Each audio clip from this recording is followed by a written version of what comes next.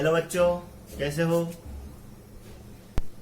आपको ये जानकर खुशी होगी chapter number 1 and 2 already complete हो चुका है और आज स्टार्ट करते हैं नए सिरे से चैप्टर नंबर 3 जिसको बेटा नॉमिनेट किया गया है करंट इलेक्ट्रिसिटी से। ओके, बहुत ही मजेदार चैप्टर है और बहुत ही ज्यादा आपको इसमें कॉन्सेप्ट सीखने को मिलेंगे। 10th क्लास में जो करंट इलेक्ट्रिसिटी आपने पढ़ा हुआ है उससे रिलेटेड है। इससे पहले जो इंट्रोडक्शन लेक्चर मैंने भेजा है उसको आप ब्रीफली देख सकते हैं कि क्या क्या आपको सीखने को मिलेगा इस चैप्टर में। तो स्टार्ट करते हैं बेटा। सबसे पहले करंट इलेक्ट्रिसिटी। देखिए, फर्स्ट टॉपिक आपके इसी में आता है current word. Clear? First topic आपके पास आया current and what is the current. देखिए, दिस इज करंट।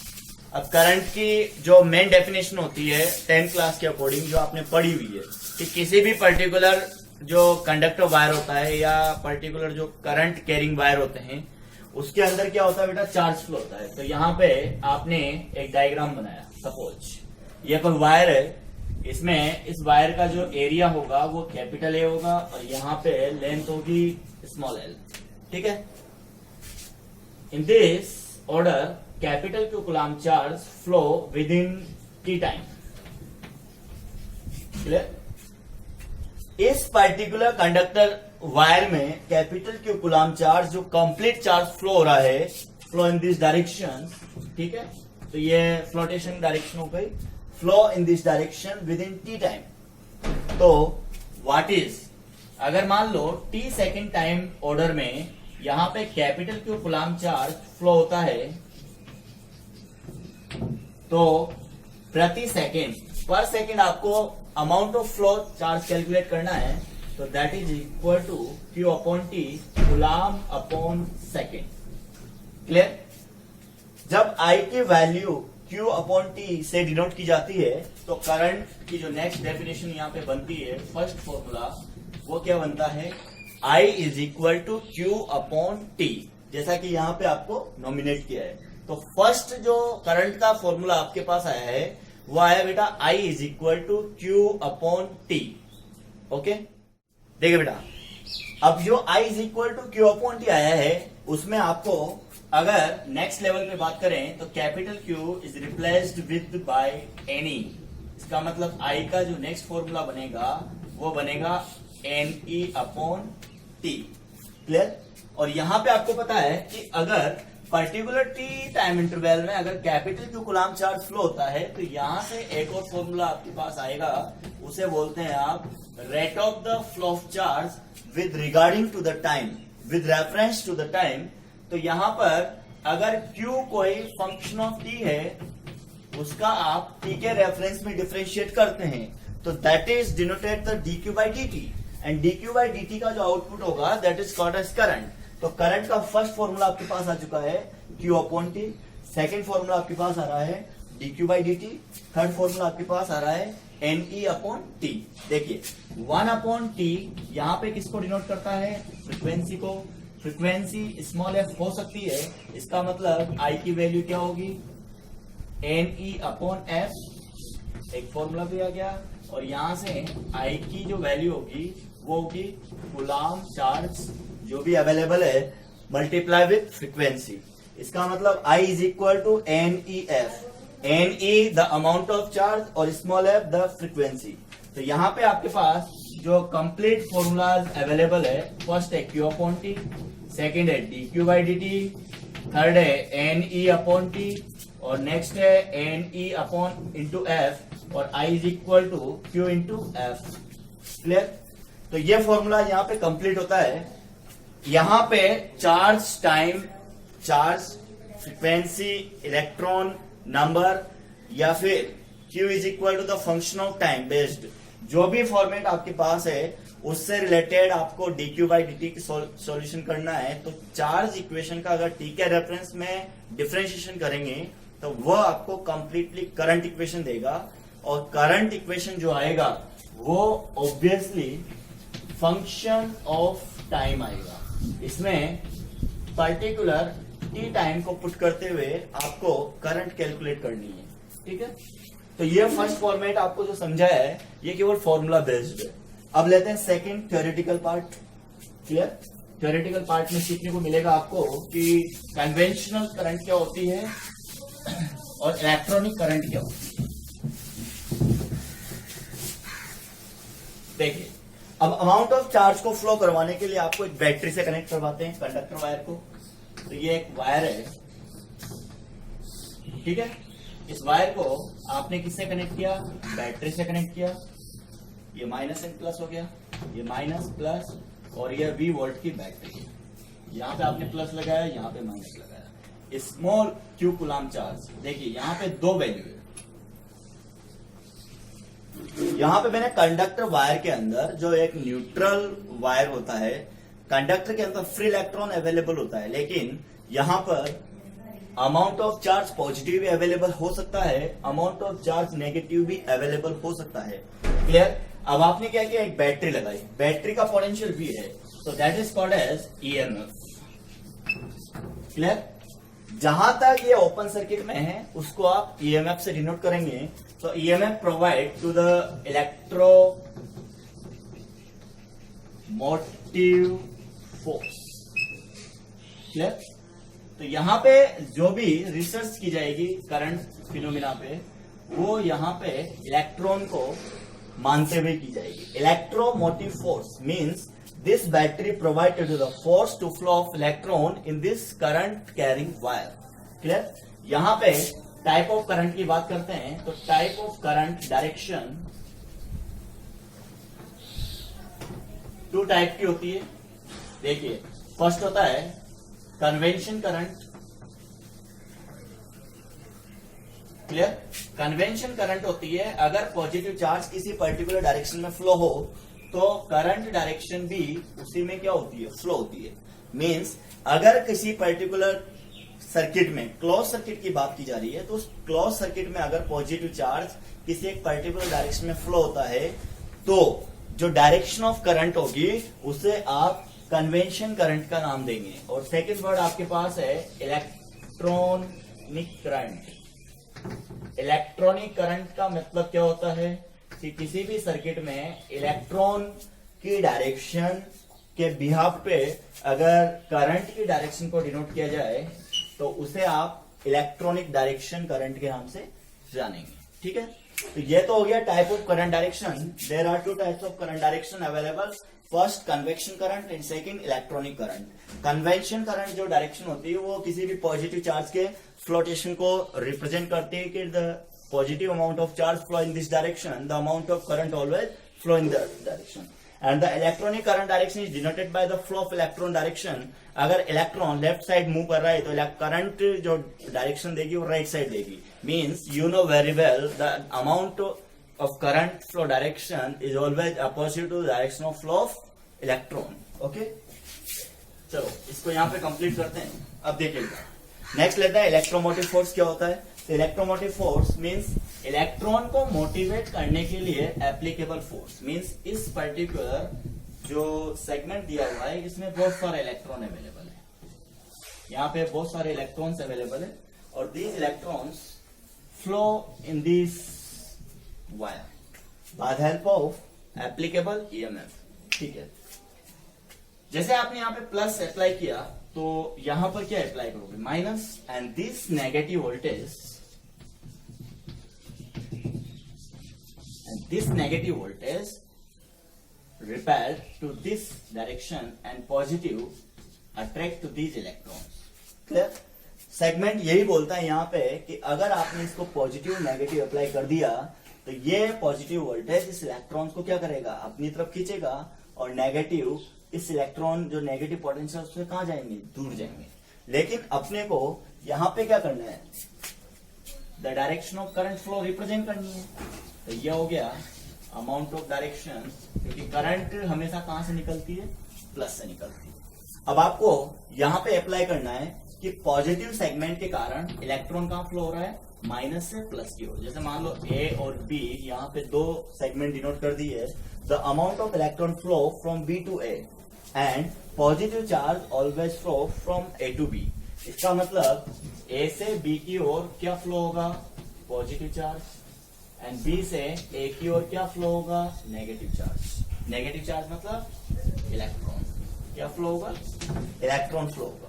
ठीक है, देखिए बेटा, इलेक्ट्रोमोटिव फोर्स मीन्स पर्टिकुलर जो इलेक्ट्रॉन अवेलेबल है उस इलेक्ट्रॉन को उस कंडक्टर वायर में मोटिवेशन चाहिए, किसके लिए, मोशन कंडीशन में आने के लिए। इसे बोलते हैं मोशनल कंडीशन। मोशनल कंडीशन मतलब गति की स्थिति होती है। जब इलेक्ट्रॉन अपनी एक स्थिर अवस्था में रहता है तो इसे स्टैटिक कंडीशन कहा जाता है, और जब इलेक्ट्रॉन मोमेंट कंडीशन में होता है तो उसे यहां पर मोशनल कंडीशन कहेंगे। तो ये काइनेमेटिक फॉर्मेट ऑफ इलेक्ट्रॉन होता है, इसे आगे समझाया जाएगा। देखिए, अब मैं आपको एक ग्राफिकल रिप्रेजेंटेशन से एक्सप्लेन करना चाहता हूं कि जो करंट होती है वो करंट कितने प्रकार की होती है। देखिए, अपन एक ग्राफ बना के रिप्रेजेंट करते हैं, ध्यान से सीखना बेटा। एक इंपॉर्टेंट ग्राफ यहाँ पे दिया जा रहा है। तो एक तो आपने ये पल्स बनाई, पहला तो आपने ये डिटरमाइन किया।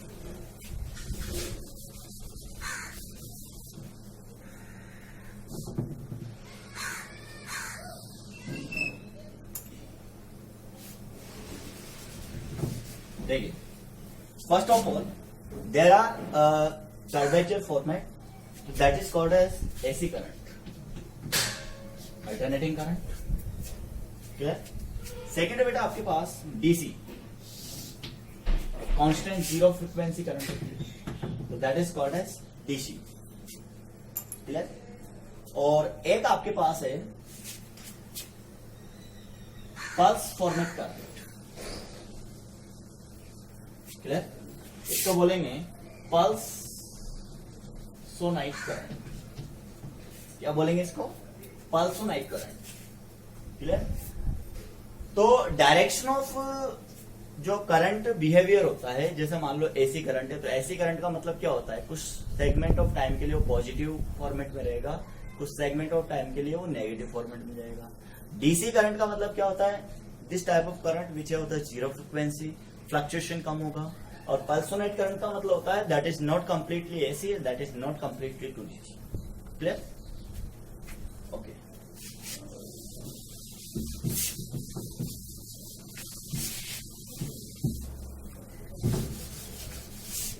चलो अब नेक्स्ट टॉपिक लेते हैं अपन। जो नेक्स्ट टॉपिक आपका है उसको स्टार्ट करते हैं। देखिए, टॉपिक का जो मीनिंग है वो समझने की कोशिश करें कि हम डील आउट कर रहे हैं चार्जेस के साथ, और जो किसी पर्टिकुलर सेगमेंट में जो चार्जेस कैरियर्स होते हैं उसके थ्रू आप करंट को डिनोट करेंगे। तो there are the first condition related to the current is only reference by the charges. अब यहां पर जो मैटर की बात करते हैं, there are three type of matter according to the charges phenomena. First conductor, second insulator और third semiconductor, clear? तो आपने क्या किया, इसको डिवाइड किया, first, second and third. First यहां पर है कंडक्टर, ठीक? सेकेंड है आपके पास इंसुलेटर, जिसमें करंट फ्लो नहीं होगी, क्लियर? और लास्ट है आपके पास सेमीकंडक्टर। फर्स्ट है आपके पास कंडक्टर। कंडक्टर की बात करते हैं अपन, तो कंडक्टर में क्या गिवन है कि यहां पर फ्री चार्ज अवेलेबल होता है। इसका मतलब I is equal to Q upon T we can applied here. Conductor phenomena की यहां पे बात हो रही है, तो इस कंडक्टर फिनोमिना में फ्री चार्ज अवेलेबल है, देन फ्री चार्ज कंडीशन में द टाइमिंग रेशियो के साथ आप इजीली डिनोट कर सकते हैं कि the amount of charges flow in it within T time second, clear? Insulator, अब इंसुलेटर में यहां पर फ्री चार्ज अवेलेबल नहीं होता। इसका मतलब ये ऐसे प्रोडक्ट है या ऐसे मटेरियल है जिनमें अमाउंट ऑफ करंट क्या रहेगा, नॉट फ्लो, मतलब जीरो। एक है आपके पास सेमीकंडक्टर, जिसको टेम्परेचर बेसिक फिनोमिना पे सिखाया जाता है। सेमीकंडक्टर प्योरली क्वाड्रेटिक कंडीशन वाला या क्वाड्रेटिक वैलेंस इलेक्ट्रॉन सेगमेंट वाला एक प्रोडक्ट होता है, जिसमें देखिए बेटा, जैसे मान लो सिलिकॉन की बात करते हैं, क्लियर? अब सिलिकॉन के आउटर ऑर्बिट में कितने इलेक्ट्रॉन होते हैं? 4 इलेक्ट्रॉन होते हैं। तो यहाँ पे 4 इलेक्ट्रॉन को डिनोट किया, ये 4 इलेक्ट्रॉन। क्लियर? अब ये इसके जो नेबरिंग जो एटम्स है सिलिकॉन के, उनके साथ क्या करेगा? डील करेगा। ये dealing out with another electron. तो ये सिलिकॉन का इलेक्ट्रॉन, ये सिलिकॉन का इलेक्ट्रॉन, ये सिलिकॉन का इलेक्ट्रॉन, ये सिलिकॉन का electron. Completely the segment is at electron. तो ये हमेशा इसका जो आउटर ऑर्बिट होता है उसको ये कंप्लीट कर सकता है। क्लियर? अब यहाँ पे बात आती है कि टेम्परेचर राइज अप होगा। इसका मतलब 2 कंडीशन होगी, एक तो हाई टेम्परेचर और एक होता है लो टेम्परेचर। हाई टेम्परेचर पे बॉन्ड क्या होगा? ब्रेक होगा। क्लियर? बॉन्ड ब्रेक होने के कारण यहाँ पे नंबर ऑफ फ्री इलेक्ट्रॉन एक साथ क्या हो जाएंगे? बढ़ जाएंगे। इसका मतलब सेमीकंडक्टर हाई टेम्परेचर पर फ्री इलेक्ट्रॉन देगा, और फ्री इलेक्ट्रॉन देगा तो यहां पर आप कैलकुलेट कर सकते हो I is equal to Q/T। Means in this case we know the amount of high temperature order semiconductor material behave like as a conductor. Clear? लेकिन लो टेम्परेचर की बात करते हैं तो लो टेम्परेचर पर अपन इसको देखते हैं। तो लो टेम्परेचर पे बॉन्डिंग क्या होगी? नो चेंज होगा। लो टेम्परेचर पे no change. No change means यहां पर फर्स्ट मोटिव क्या आया कि अगर आप टेम्परेचर को लो रखते हैं तो यहां पे बॉन्ड नहीं टूटेगा। बॉन्ड नहीं टूटेगा तो फ्री चार्ज अवेलेबल नहीं होगा। जब फ्री चार्ज अवेलेबल नहीं होगा तो इसका मतलब ये किसकी तरह बिहेव कर रहा है? इंसुलेटर की तरह। तो सेमीकंडक्टर के लिए आपको एक इंपॉर्टेंट सेगमेंट याद रखना है। सेमीकंडक्टर मटेरियल एक ऐसे मटेरियल होते हैं जो एक शुद्ध फॉर्मेट में प्योर रॉ मटेरियल में बात करें तो उनके जो क्वाड्रेटिक कंडीशन होती है, आउटर ऑर्बिट में 4 इलेक्ट्रॉन्स पाए जाते हैं एटम्स के अंदर, और वो अपना जो ऑक्टेल पूरा करना होता है उसको कंप्लीट कर लेते हैं by the help of neighbouring electrons. लेकिन यहाँ पे बात कर रहे हैं सेमीकंडक्टर की, तो हाई टेम्परेचर पे वो कंडक्टर की तरह बिहेव करता है और लो टेम्परेचर पे वो इंसुलेटर की तरह बिहेव करता है। तो ये तो फॉर्मेट यहाँ पे कंप्लीट होता है कि 3 types of materials on behalf of charges, the conductor, insulator and semiconductor. तो इसको तो यहाँ पे फिनिश करते हैं। ओके, और नेक्स्ट जो डिस्कशन होगा वो होगा, हेलो स्टूडेंट, लेते हैं next topic, charge carriers in solid, liquid and gas. ठीक है, इसका मतलब अभी तक जो मैंने आपको थ्योरी पढ़ाई थी उस थ्योरी पे डिस्कशन चलेंगे, डिस्कस करते हैं। तो I इज इक्वल टू क्या लेते हैं बेटा? Q/T। इसका मतलब the rate of flow of charge per unit time is called as current. अब rate of flow of charge, flow of charge को देखते हैं कि फ्लो ऑफ चार्ज किसकी हेल्प से होता है। बेसिकली फ्लो ऑफ चार्ज में जो मेन चार्ज को ले जाने वाले होते हैं उन्हें कहते हैं अपन चार्ज कैरियर्स। आपने ट्रक वगैरह पे एक नॉमिनेट वर्ड सुना होगा, गुड्स कैरियर, गुड्स कैरियर्स। ठीक है, तो यहाँ पे गुड्स कैरियर्स क्या होते हैं? जो पर्टिकुलर एक जगह के सामान उठाकर दूसरी जगह ले जाते हैं उन्हें गुड्स कैरियर कहते हैं। मतलब सामानों को एक स्थान से दूसरे स्थान पर ले जाने वाले जो वाहन होते हैं, जो वाहक होते हैं, उन्हें गुड्स कैरियर कहा जाता है। तो यहाँ पर भी चार्ज कैरियर्स किसको ट्रांसपोर्ट करेंगे? चार्ज को ट्रांसपोर्ट करेंगे। किसको ट्रांसपोर्ट करेंगे बेटा? चार्ज को। देखिए टॉपिक है आपके पास charge carriers in solid, liquid and gas. तो यहाँ पर मुझे नंबर ऑफ 3 पार्ट्स में आपको बताना पड़ेगा कि सॉलिड, लिक्विड एंड गैस में चार्ज कैरियर्स क्या अवेलेबल होते हैं। तो स्टार्ट करते हैं फर्स्ट सॉलिड। क्लियर? देखिए सॉलिड के अंदर जो बेसिक चार्ज कैरियर्स पाए जाते हैं वो बेटा इलेक्ट्रॉन होता है। क्या होता है? इलेक्ट्रॉन। क्लियर? सॉलिड मटेरियल के अंदर जो चार्ज कैरियर्स अवेलेबल होगा उसे आप इलेक्ट्रॉन कहेंगे। क्या कहेंगे? इलेक्ट्रॉन। ठीक है, नेक्स्ट है आपके पास लिक्विड। लिक्विड के अंदर जो चार्ज कैरियर्स रहेगा, जो इलेक्ट्रोलाइट मटेरियल होता है, उसमें बेटा आयंस की जो इंपॉर्टेंस होती है वो ज्यादा होती है। Positive ions and negative ions. Clear?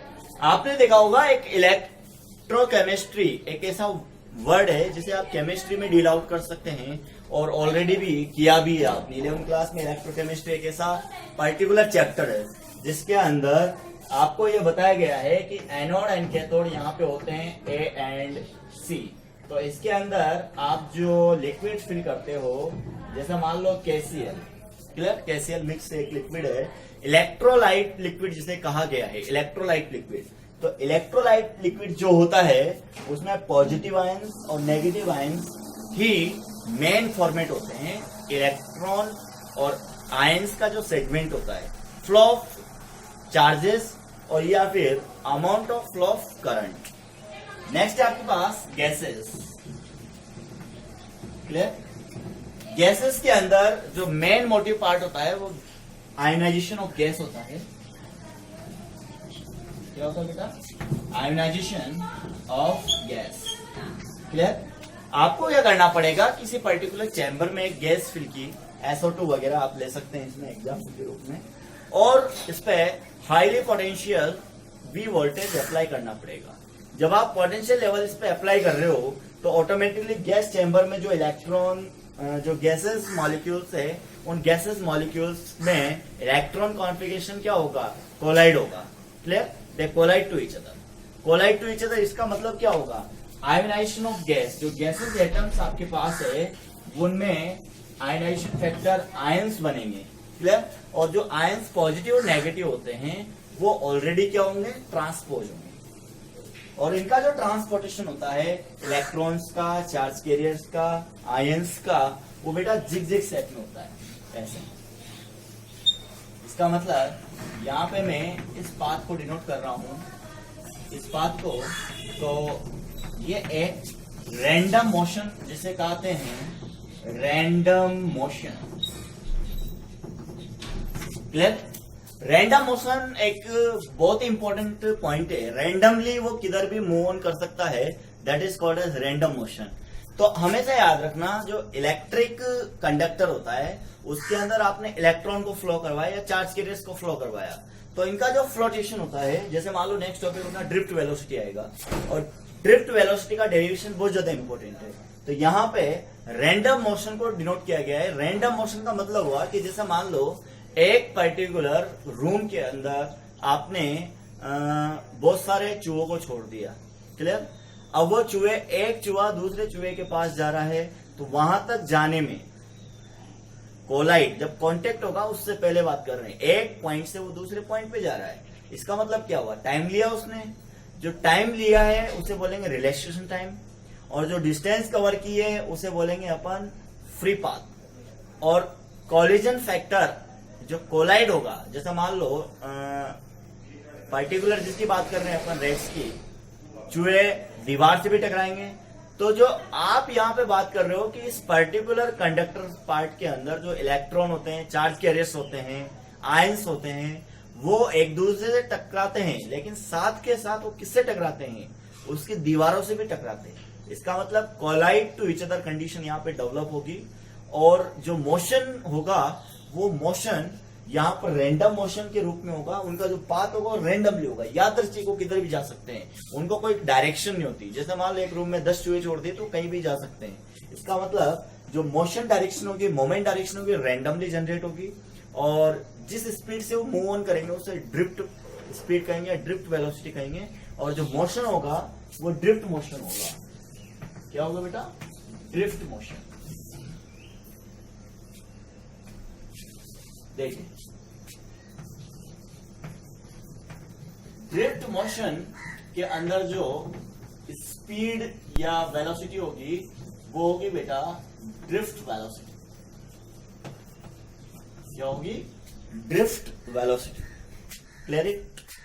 तो यहां पे ये सेगमेंट आपका क्लियर हो चुका है, और जो नेक्स्ट टॉपिक आपका आएगा वो ड्रिफ्ट स्पीड या ड्रिफ्ट मोशन या ड्रिफ्ट वेलोसिटी के नाम से जाना जाता है, वीडी जिसे होते हैं, क्लियर।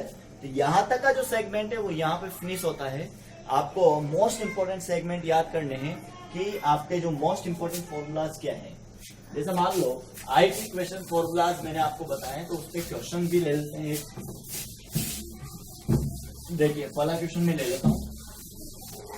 जैसे मान लो number of charge carriers, bunch में बात करें किसी कंडक्टर के अंदर 10⁻12 इलेक्ट्रॉन पर सेकेंड फ्लो है, तो how many amount of current determined by it? तो I is equal to NE upon T से सॉल्व करेंगे तो 10⁻12 E 1.6 इंटू 10⁻−19 अपॉन 1 एम्पियर। देखिए एक चीज यहाँ पे बहुत ही मोस्ट इंपॉर्टेंट पॉइंट है, इसको अपन डिनोट कर देते हैं। I is equal to Q upon T, और Q अपॉन T से कूलम पर सेकेंड आ गया। द रैंडम स्पीड या जो random variation flow of charge है कूलम पर सेकेंड, इसको आप एम्पियर से नोट करेंगे। तो व्हाट इज द एम्पियर? ये चीज अपने से मिस हो गई बेटा, एम्पियर को समझते हैं। अगर किसी पर्टिकुलर करंट में कंडक्टर वायर में एक कूलम चार्ज अगर 1 सेकंड में फ्लो होता है, the amount of current will be 1 ampere. ठीक है, तो यहां पर इसको कैलकुलेट करते हैं तो answer is I is equal to 1.6 into 10⁻−7 ampere. ठीक है, ये क्वेश्चन यहाँ पे कंप्लीट होता है। ओके बेटा।